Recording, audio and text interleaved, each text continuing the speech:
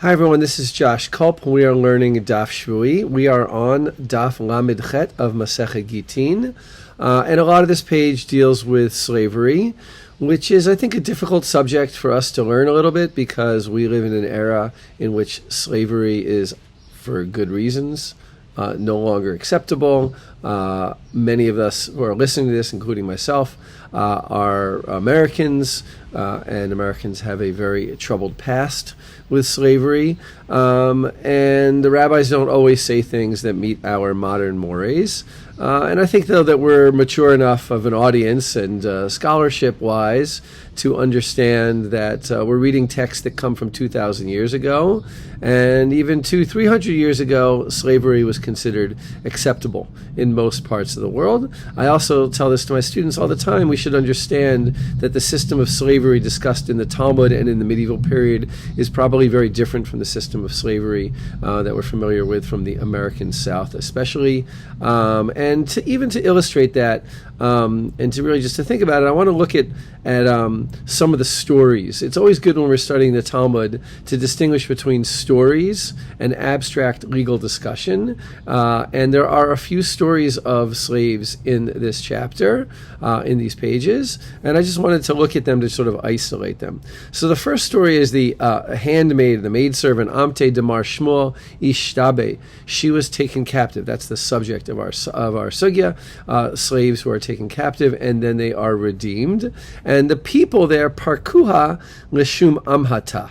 They redeem her to be a slave, Vishadruha, and they send her back to Mar Shmuel.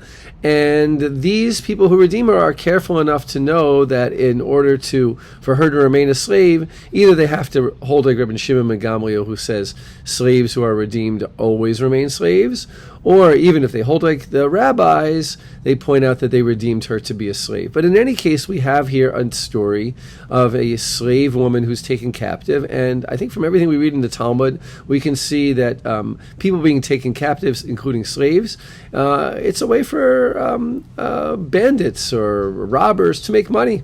Slaves were probably often the most valuable thing a person owned, and if you want to make money, one way of doing it is to take that which is owned by other people and make them pay you back. And interestingly, over here, they redeem her in order to be a slave. But lest we think that is always what happens, we have another story of Amte de Rabbi Abba bar Zutra Ishtabe, the maidservant of Rabbi Abba bar Zutra was taken captive. Parka hahu tarmoda leshum itata.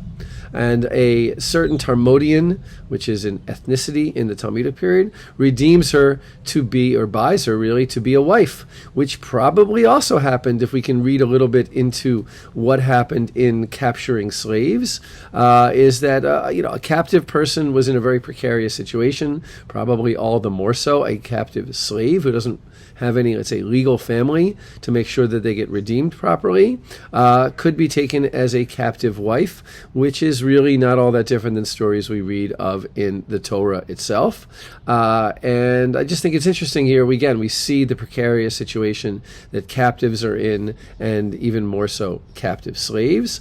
Now, there's another story. The Sugya goes on to talk about not about freeing slaves in general.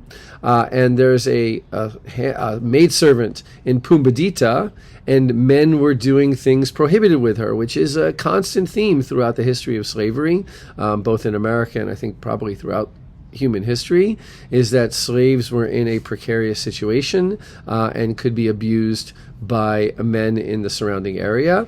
And Abai thinks that this is problematic. He realizes that there is a prohibition, according to Shmuel, to set slaves free. But he points out that this is a situation we want to avoid, and we really should be able to free her. And Ravina comes along perhaps a generation later and says, no, there is legally it is okay to free this woman, even though generally speaking we don't free slaves. There's a lot more that could be said about this subject. There is a lot of material about slaves here. There's a lot of material about people being taken captive. It's important to remain sensitive to the issues of slavery in our own history, but I think it's important to sort of try to like analyze these stories and try to see what the rabbis' attitudes were towards slavery. At times we might admire that attitude, at times we might have less admiration for it. But when we look at the stories, I think sometimes we get a different perspective than when we look at the legal statements.